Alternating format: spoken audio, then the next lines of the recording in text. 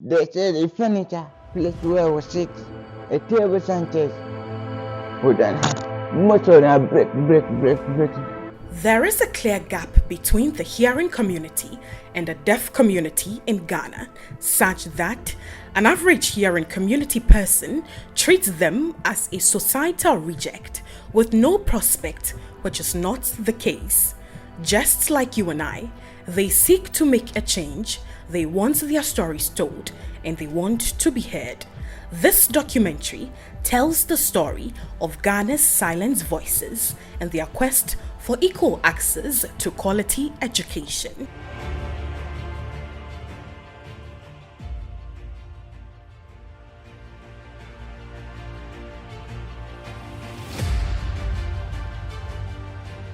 Here in Ghana, majority of deaf students attend state boarding institutions from primary to senior high schools and therefore have fewer opportunities to interact and study in the same environment as their hearing counterparts, isolating them from the hearing community.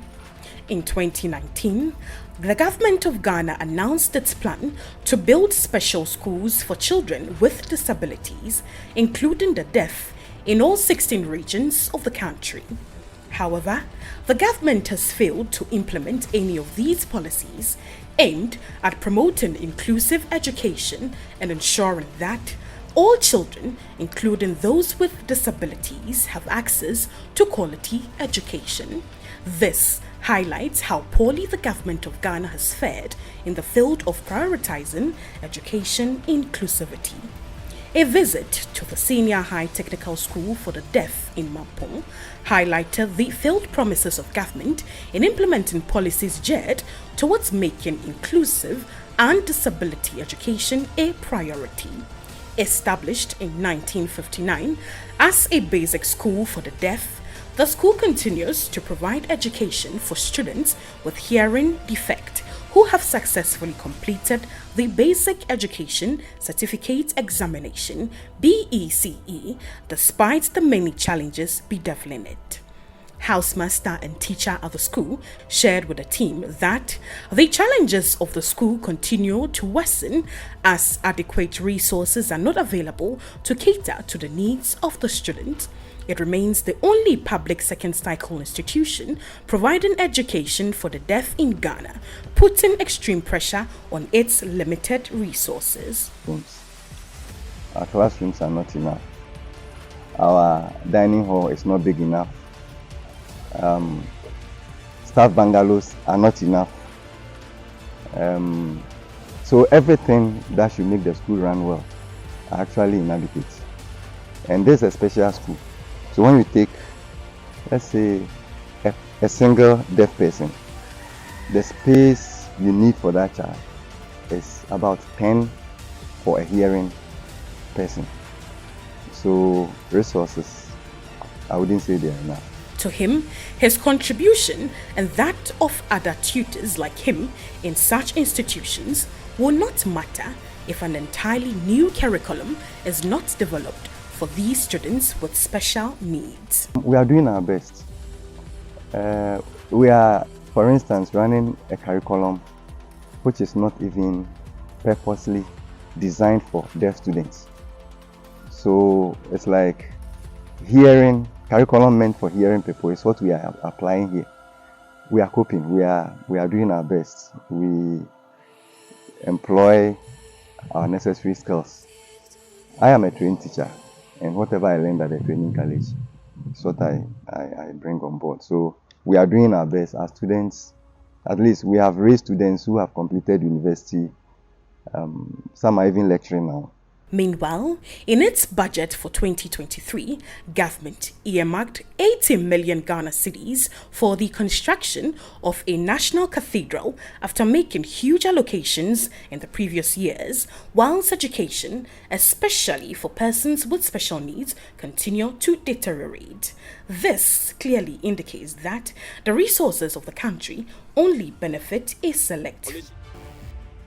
Apart from institutional neglect, the story of rejection and discrimination has been a part of the lives of people living with disability across the African continent. Disability is marked with inability, as people who suffer different forms of disabilities are rejected, scorned, or seen as lesser human beings.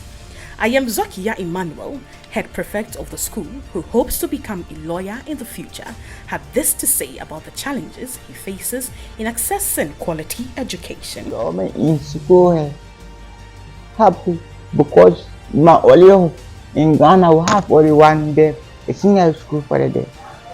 So I'm happy and proud of this school. Ever a problem that we face in this school.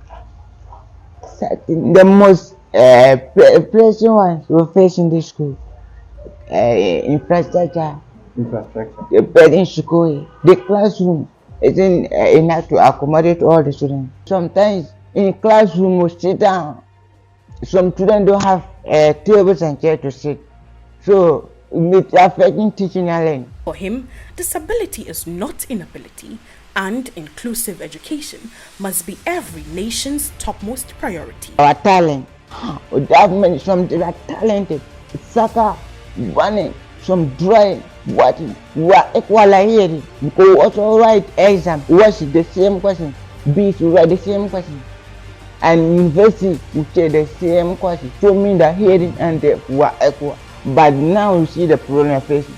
So we are begging all organizations, all NGOs, and the government to come to our support, to help it, to also make us realize our dreams in the future.